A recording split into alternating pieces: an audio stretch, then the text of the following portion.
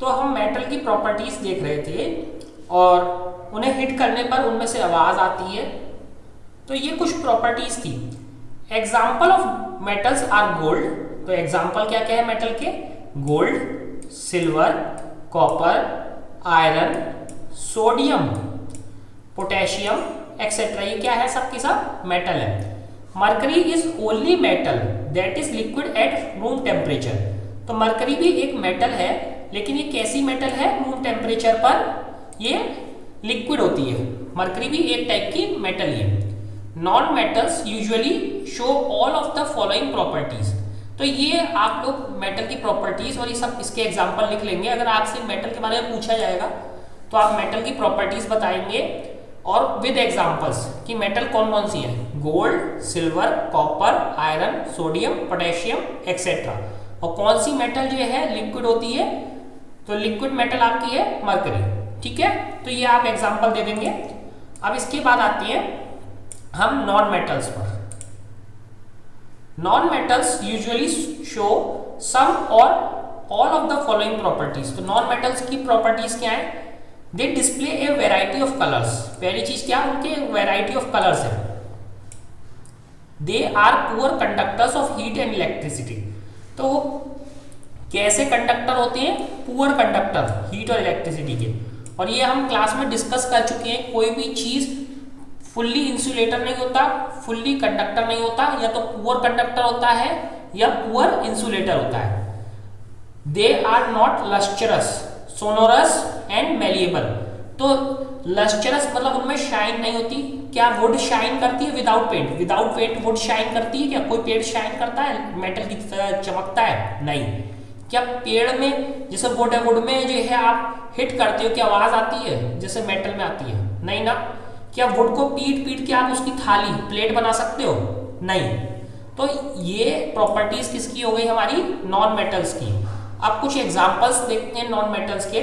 Non metals क्या है? Hydrogen, oxygen, iodine, carbon, कोल, Coke, bromine, chlorine etcetera. तो जैसे अभी मैंने वुड बताया, वुड भी क्या है? वुड भी एक नॉन मेटल है। तो मैंने एक कॉमन एग्जांपल दिया आपको, लेकिन यहाँ पे हम एलिमेंट्स की बात कर रहे हैं। तो एलिमेंट कौन कौन से नॉन मेटल है? Oxygen, iodine, carbon. कार्बन क्या होता है? कोयला और या कोक, ब्रोमीन, क्लोरीन एक्सेट्रा। ये क्या है? एलिमेंटल है। ठीक है, एलिमेंटल नॉन मेटल है। Some elements have intermediate properties between those of metal and non metals. तो कुछ की मेटल और नॉन मेटल के बीच की प्रॉपर्टीज होती है। तो जो इनके बीच की प्रॉपर्टीज शो करते हैं उनको क्या बोलते हैं? मेटलॉइड्स। मेटलॉइड्स। तो मेटलॉइड्स कुछ प्रॉपर्टीज तो मेटल जैसी शो करते हैं, कुछ प्रॉपर्टीज किसके जैसी शो करते हैं?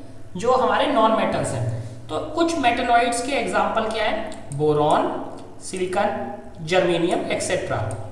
तो ये हमारे एग्जांपल है मेटलॉइड्स के। फिर से समझने की कोशिश करेंगे कि कुछ प्रॉपर्टीज मेटल्स की हैं। लस्टर यानी शाइन, उनका एक कलर होता है। हीट इलेक्ट्रिसिटी कंडक्ट करते हैं। डक्टाइल है, मेलिएबल है, थिन शीट्स बना सकते हैं और उन्हें पीटने पर आवाज आती है। जबकि नॉन मेटल्स में क्या होती है? उसमें बहुत वैरायटी के कलर होते हैं। इलेक्ट्रिसिटी और हीट के अच्छे कंडक्टर नहीं होते हैं, जैसे plastic. They are not lustrous, उनमें से चमक नहीं होती है, आवाज नहीं आती। मेलिएबल, उन्हें तोड़ के आप वो सिंपली उनकी प्लेट्स नहीं बना सकते। तो यहाँ पे हम जैसे बात कर रहे थे कि एलिमेंटल नॉन मेटल्स की बात करें तो क्या क्या है? Oxygen, iodine, carbon. कार्बन किस फॉर्म में? कोयला या कोक, ब्रोमीन, क्लोरीन। ये सब क्या है? Non metals.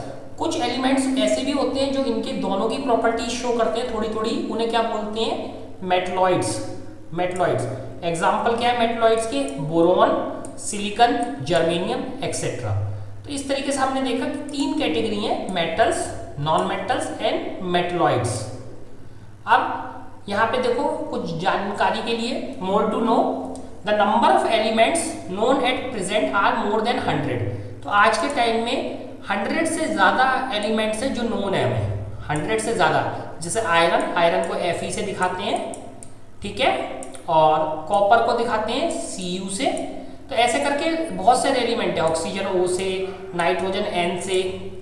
तो ये वाले क्या है, मेटल्स हैं ये दोनों क्या है, नॉन मेटल्स हैं। ठीक है, 92 elements are naturally occurring and rest are man made. तो इनमें से जो एलिमेंट्स हैं इनमें से 92 क्या होते हैं, 92 नेचुरली मिलते हैं नेचर में, और उसके बाद के कैसे हैं, सारे के सारे मैन मेड हैं। वो हम बाद की चैप्टर में डिस्कस करेंगे कि क्या क्या है। Majority of the elements are solid, ज़्यादातर एलिमेंट्स कैसे हैं, सॉलिड हैं। 11 elements are in gaseous state at room temperature. तो कितने एलिमेंट्स हैं, 11, जो क्या होते हैं रूम टेम्परेचर पे, जो है किस स्टेट में होते हैं, गैसियस।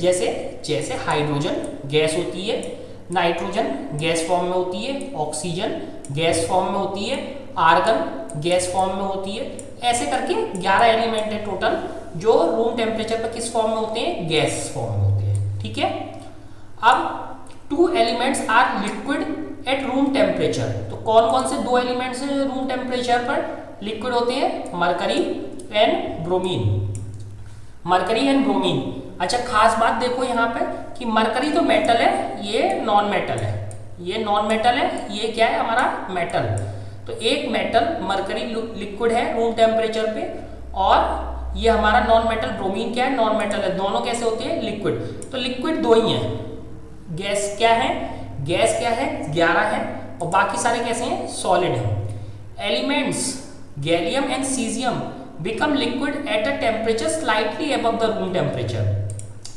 तो जो एलिमेंट्स हैं क्या नाम है इनका, गैलियम और सीजियम, ये रूम टेम्परेचर से थोड़े से ऊपर, रूम टेम्परेचर से थोड़े ऊपर, यानी 303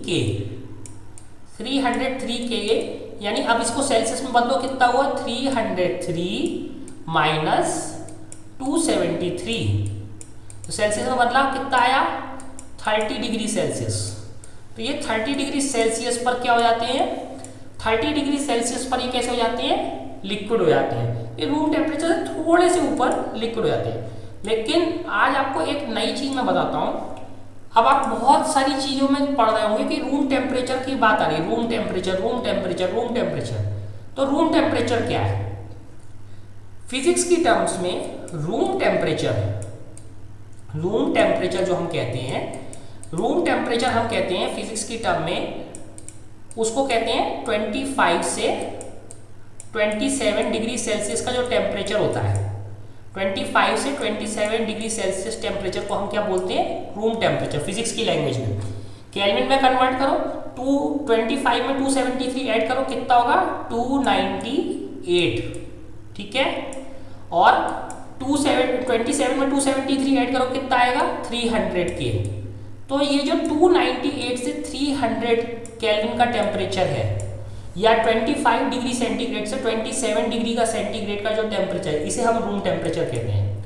तो फिजिक्स में अगली बार से जब भी हम रूम टेम्परेचर बोलेंगे तो उसका मीनिंग क्या है, 25 से 27 डिग्री सेल्सियस, या 298 से 300 डिग्री केल्विन, सॉरी 300 केल्विन। फिर से समझ लो, रूम टेम्परेचर का फिजिक्स में मीनिंग आपके रूम के, घर के रूम के टेम्परेचर से नहीं होता। फिजिक्स में किसी के घर के रूम का टेम्परेचर 20 हो सकता है, सर्दियों में तो 10 ही डिग्री होगा, सर्दियों में तो 10 डिग्री हो जाएगा, गर्मियों में हो सकता है 30-35 हो जाए। लेकिन फिजिक्स में जो रूम टेम्परेचर माना जाता है वो किसे बोलते हैं, हम फिजिक्स में रूम टेम्परेचर 25 से 27, या केल्विन में कितना, 298 से 300 केल्विन। तो इसीलिए ये वाली जो एलिमेंट्स हैं गैलियम और सीजियम, स्लाइटली है, यानी थोड़ा सा ऊपर, रूम टेम्परेचर कितना है, 300 तक। 300 से थोड़ा सा ऊपर है ना, 303 केल्विन, तो उससे थोड़ा से ऊपर ही क्या होती है, लिक्विड होते हैं। अब आपके घर के रूम का टेम्परेचर 35 हो सकता है, किसी के और के घर में एसी चल रहा है या बहुत अच्छे से कूलर चल रहा है तो उसके घर के रूम का टेम्परेचर 18 या 20 डिग्री हो सकता है। लेकिन फिजिक्स में रूम टेम्परेचर का मतलब कितना है, 25 से 27 डिग्री सेल्सियस, या 298 से 300 केल्विन। तो ये चीज़ अब आप समझ लीजिए, क्योंकि आगे की क्लासेस में ये हमेशा बार बार आपकी आएगी। तो इस तरीके से आपने देख लिया कि ज़्यादातर क्या है, सॉलिड्स हैं, कुछ गैस हैं 11, और 2 क्या है, रूम टेम्परेचर पर लिक्विड।